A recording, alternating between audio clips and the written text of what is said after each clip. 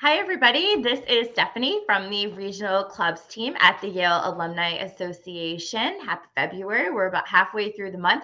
Next week, we're going to be live again back here on Facebook and YouTube with Cheryl Carter, who is the co-chair of the AFAM House's 50th anniversary. We're going to be talking to her about that. But today, I am extremely excited to have a veteran podcaster, someone who has their hands in a lot of different things right now.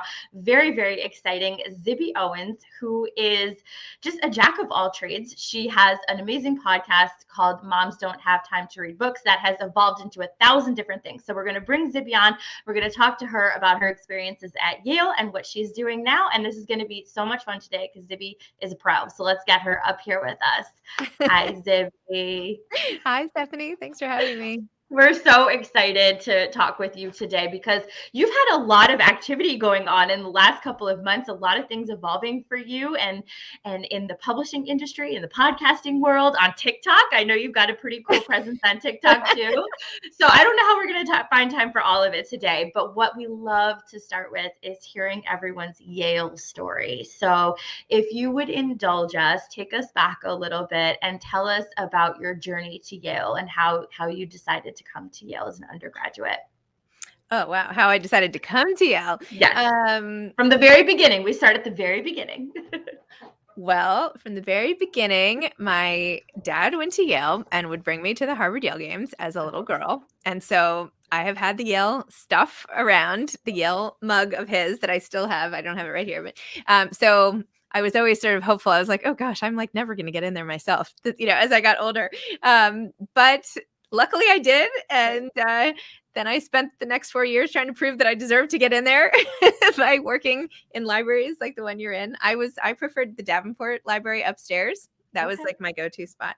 But yeah, I was over the moon excited to get into Yale. I remember going to the admitted students weekend with a girlfriend of mine and staying at a friend's and just being like, oh, this is amazing. This is going to be fantastic. And it was. I've met so many of my best girlfriends still. A bunch of us got together was it this week or last week? We go on girls trips. I mean, my Yale girls are like, oh my gosh.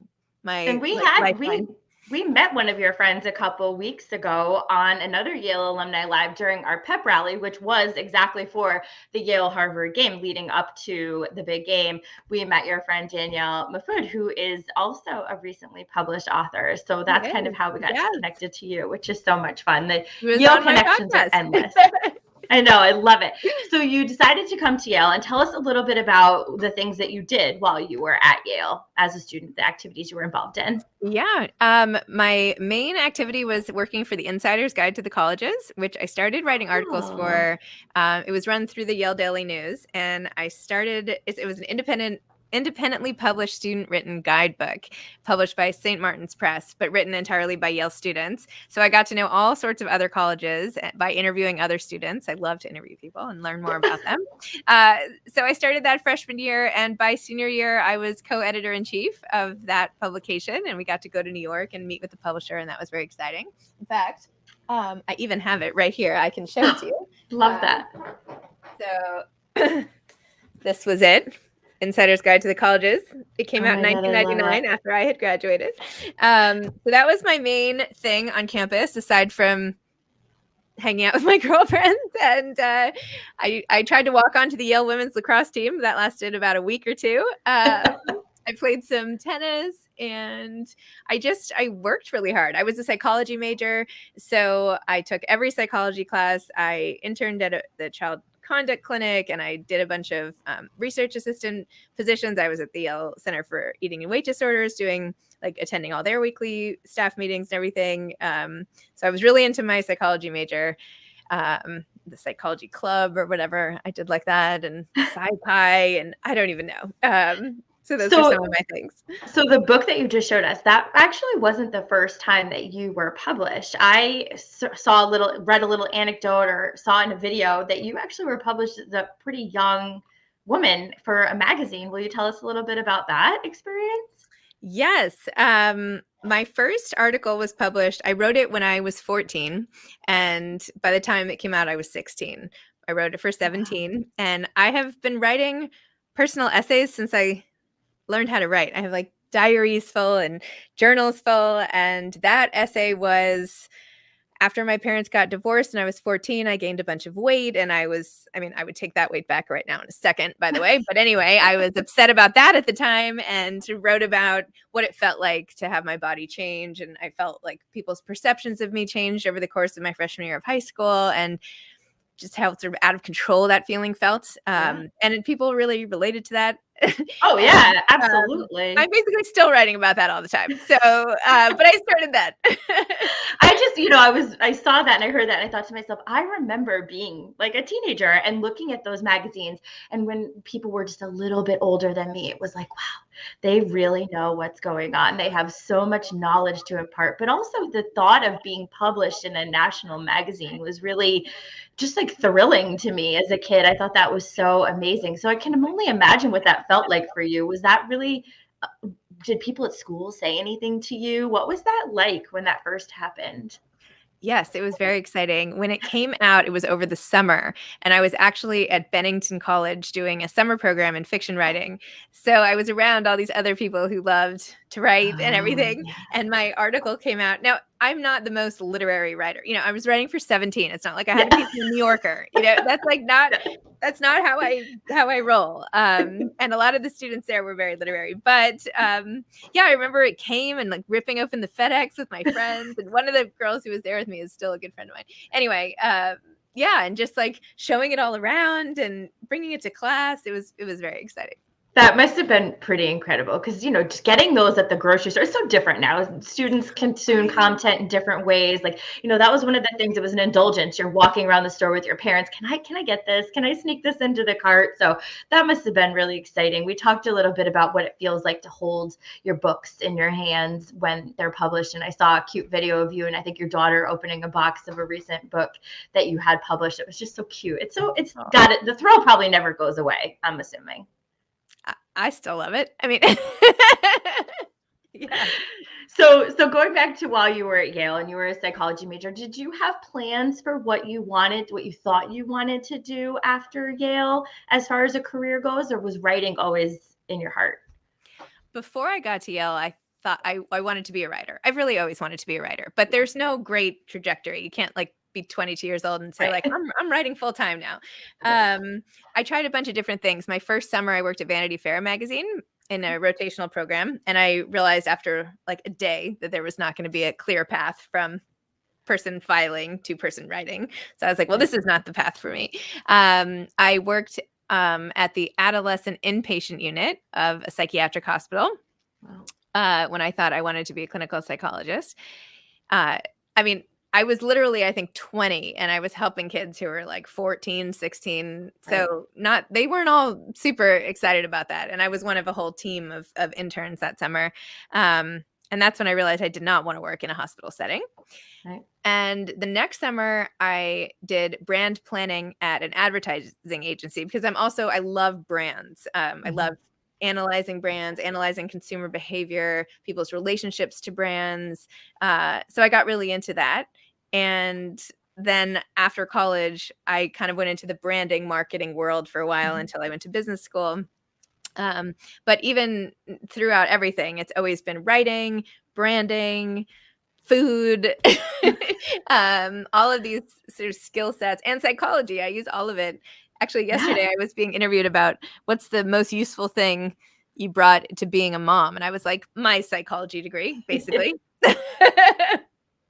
Yeah, we could all use a couple extra psychology classes in dealing with children, that's for sure. There's no question. So when did things start to shape up with Moms Don't Have Time For? When did that really start to happen for you? That started to happen in March of 2018.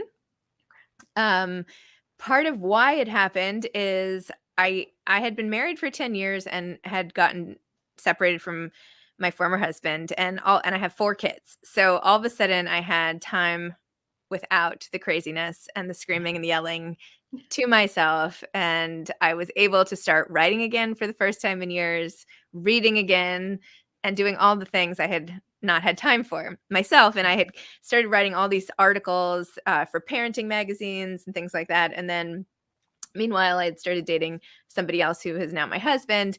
And after a couple years of writing these articles on our weekends, I had a lot of them, and some had done really well. And so my husband, now Kyle, suggested I write a book with all the parenting essays. Mhm. And I was like, oh, mom's don't have time to read books. And then I was like, oh, that's so funny. That's what I'm going to call my book. But apparently people in publishing didn't think that was very funny. So according to the agents I consulted. Right. But a friend suggested I start a podcast and kind of build my platform. I wasn't on Instagram. I wasn't on social media. Right. I had experience in writing. I actually had ghostwritten a book in 2005 called Your Perfect Fit with a fashion designer and fitness trainer, which had come out from McGraw-Hill. And I had many books I'd written that were in my drawer because they had never sold. One of which I had tried to sell was like a memoir about business school. One of the most central parts of my Yale experience, I should say, is that my roommate all through Yale and my very, very best friend, Stacey Sanders, passed away on 9/11. And we lived across from the hall from each other in Binghamton freshman year, and then in Davenport sophomore year, and then at the Warner Building junior and senior year. And then we lived together in New York. And when I went to Harvard Business School, she stayed in New York and I left. And then 2 weeks later, she passed away in obviously the most horrific, traumatic day in like history. So Stacey's death has completely changed my life and what I wanted to do. And I believe that for a long time, we all believed she passed away she was sitting at her desk when the first plane hit, right at her floor.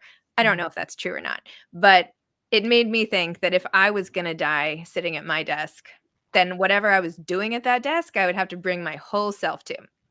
So that summer, I was marketing Pepperidge Farm cookies at another ad agency, which was fun. But I was like, this is not that's not worth it. dying for. So after that, professionally at least, was the quest to figure out, well, what is it?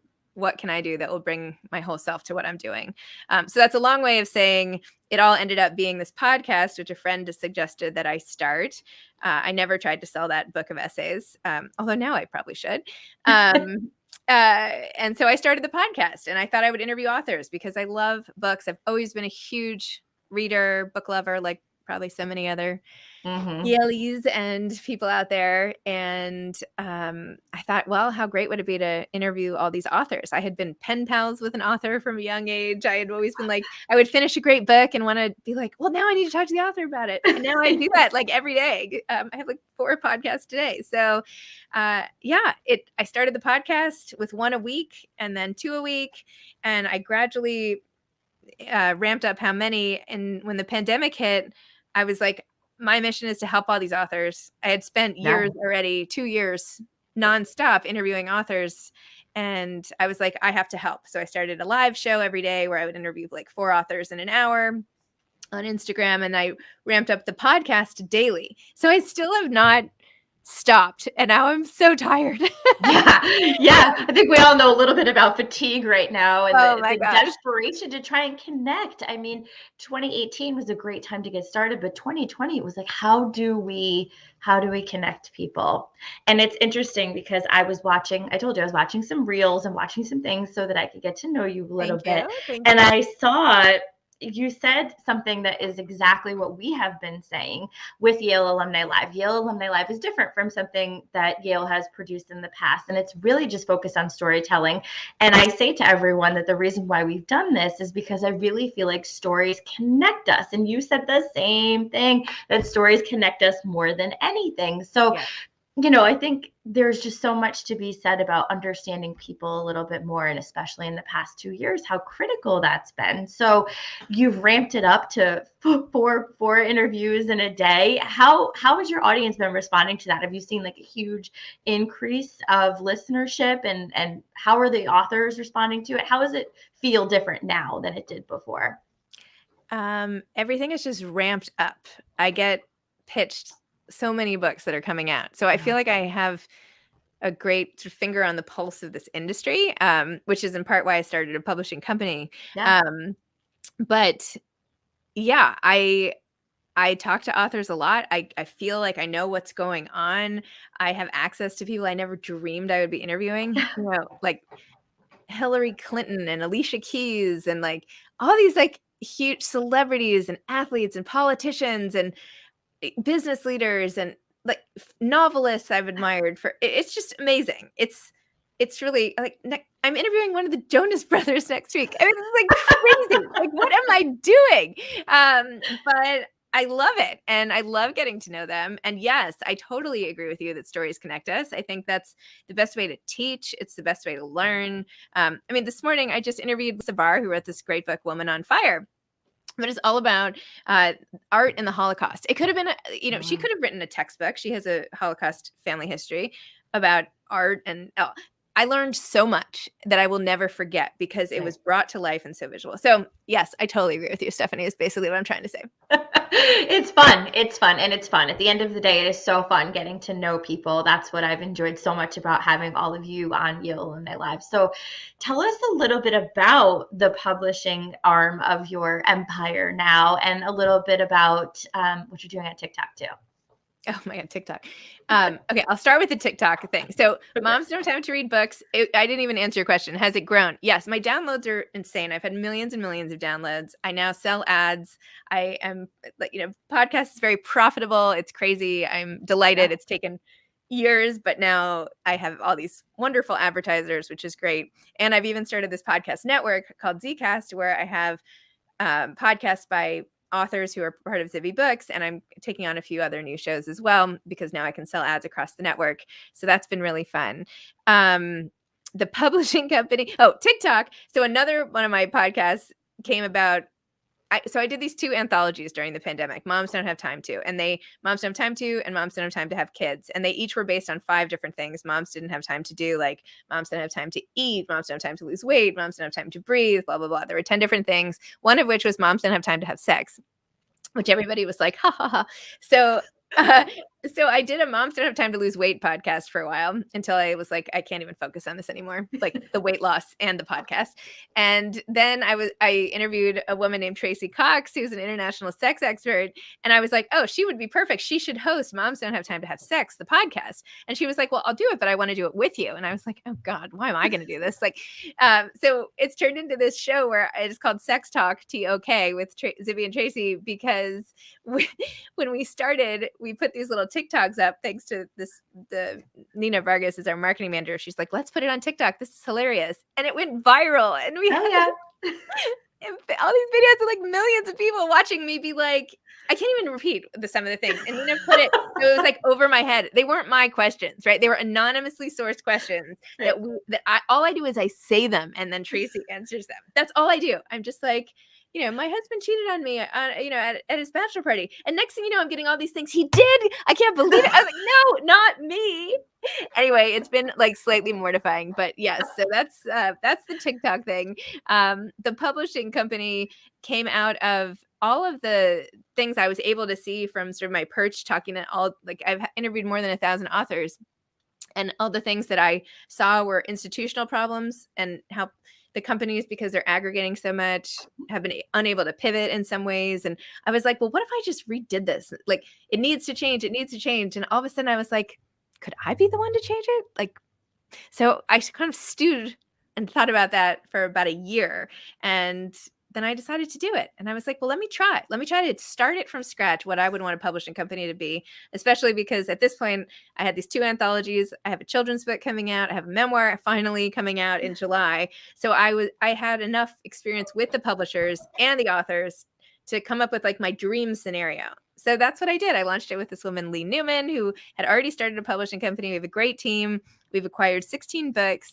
They'll start coming out in January of 2023. And that's been really fun too. That's amazing. So, Zibby, how do you do all of these things? Because we've established that moms don't have time to do any of this, and you have 4 children. So how did you actually start reading all of these books, and how do you maintain all of this as a mom? I mean, literally as we were leaving the house this morning and I couldn't get them out the door, I was like to my son who's 7, I was like, do you have your socks on? And he was like, yes. And then I burst into tears and he was like, I said yes. And I was like, I'm so overwhelmed. I was like holding a book book I had to read. I'm doing another anthology perhaps. So I was like doing research on that. And I was just like, so the answer is some days are really not good. How do I read them? I don't finish them. In fact, I wrote an article about like what my method is, because I don't want to misrepresent that I am sitting and leisurely reading 8 books a week, because it's like impossible. Right. But I do try to read at least 60 pages, and I read quickly. So that's half an hour. So I drop the kids off at 8:20. So between 8:20 and 9, I could read all I need to prepare for a podcast about one book. Some books, I try to read at least one of the books a week, start to finish slowly. But that requires time on the weekend, which I didn't have last weekend. So the answer is, I don't know. I let a lot of balls drop that I didn't used to drop. My son's Valentines this year were not perfect. Do you know what I mean? Like, yes. I don't wrap every gift anymore. I'm just like, here, I got you jammies, So like I'm taking shortcuts where I need to.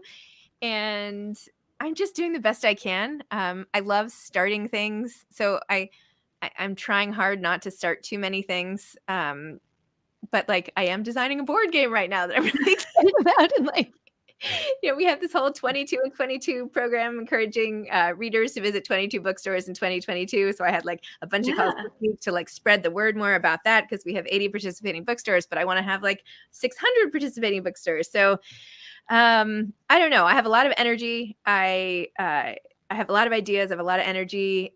I love what I'm doing. And so it doesn't ever feel like work, although the emails feel like work. So I don't know. I don't sleep enough. I don't work out enough. There's never enough time to do anything enough, but it seems like you've got a pretty good handle on all of these things, Zibby. Let's be honest. I have a great team. That's taken a while. I have a great team I work with, who are helping with all of these initiatives. Like I'm not running a publishing company with myself. Right. And so I have this fabulous team. We have 12 people now doing like every part of every branch of this business. And I have like great childcare when I need it at home. And again, I do have these weekends off every other weekend where I usually sleep for like 12 hours one night. And I just make it up as I go. But I don't know. My whole thing, and this goes back to Stacy again, is like, we don't have that much time, and we don't know how much time we have. And so my whole brand is sort of based on this notion of how to get the most out of your time. And I do it in kind of a funny haha way, but the message is sort of serious, which is like all of our time is limited, not just in a day, but in a lifetime. So what are we going to prioritize? What are we going to make time for? And if we don't make time for the things that matter, then what? Then like, what is our life? Like we have to make time. So that's what I'm just trying to bring home that message, and hopefully help people feel less alone as they go through life, and not try to pretend that perfection is even close to attainable anymore. That's absolutely right. That's absolutely right. And connect people through stories, like you said, and connect authors to each other and readers to authors, and just try to make the world feel a little kinder and smaller. Yeah, absolutely. I think it's been an interesting social experiment the past couple of years, trying to bring people together. So if you were to think about yourself sitting in the Davenport Common Room all those years ago and thinking about Yale students now, do you have any advice you'd like to impart on them about how to, follow either a similar path of podcasting or writing, or just how to look at your future as a student at Yale? I think I would say that there is too much focus in college on like, what are you going to be? Like, it's not, there is not one thing. I like doing lots of things, and that's also okay. You don't have to figure it out. You don't have to, like, I took a whole career development class at Harvard Business School, and I was like, okay, I understand myself, but there is no job. There is no answer for all the things I want to do. Like, I want to talk to people, and I want to this. So I would say that the best thing, if you can find it, is doing what you love, but that probably won't happen for the beginning of your career. And everything you do, even when it feels like a total waste of time, is not. Like everything I did at the beginning of my career, where I was like, why am I getting quotes for different printers for this design firm, whatever? You know what? I used that last week when I was dealing with like producing the book. So it doesn't make sense at the time. I guess my advice is what you're doing in the day-to-day might not be clear to you. The value of it might not be clear, but over time, it really helps. And you can't see the whole puzzle until it goes down the line a little bit. But if you keep following the things that you actually enjoy doing and that interest you, even if the line is not straight, even if it's jagged and you feel like you have the most messed up career ever, it will, at some point later, it will probably make sense as long as you keep following the things that you're really passionate about. And I would say the friends that you make and the people who you love are more important than anything. And to spend time with those people and appreciate them, because you just never know. So that's also really important. You're right. It all leads you somewhere. You don't think about it, but it all gets you where you need to go eventually. Yeah. So before I let you go, Zibby, can you give us maybe 2 or 3 books that we all need to check out? Sure. I'm like, what's on my desk right now? I did really love The Violin Conspiracy by Brendan Slocum, which also is now the GMA pick for the month. It's a really beautiful story about a Black teenager who tries the violin for the first time through this rental program at the school, realizes he's a virtuoso. Turns out this violin he gets from his attic, his family attic, is a Stradivarius violin. And then there's this whole mystery component of when it goes missing. And so you go backwards in time and forwards in time, and you're trying to figure it out and also learning a lot. And it's great. It's just like, it's great. So that's wonderful. And also, I'm really loving this book, Woman on Fire by Lisa Barr. I would really recommend this for people, especially art history, people who are interested in art, people who are interested in World War II, and people who love reading about fierce, awesome women. It's really good. Love it. So tell everybody how they can find you or learn more about Moms Don't Have Time, the podcast, TikTok. Tell them where to find you. Everything. Tell them where to find you, your address. I do not want you to find me on TikTok if you don't mind. Stay away from my TikTok thing. It's too embarrassing. But I'm on Instagram at Zibby Owens, ZibbyoWens. So please follow me there. My website is zibbyowens.com. And from there, you can get to every other place. I'm also on Instagram, all the things that I'm doing. So at Moms Don't Have Time to Read Books and at Zibby Books and all those things. But they all stem from Zibby Owens. So start there.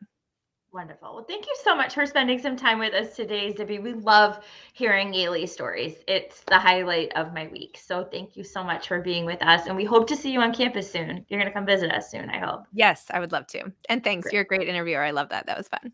Thank you, Zibby. Thanks, everybody, for watching. We'll see you next week. Bye-bye. Bye.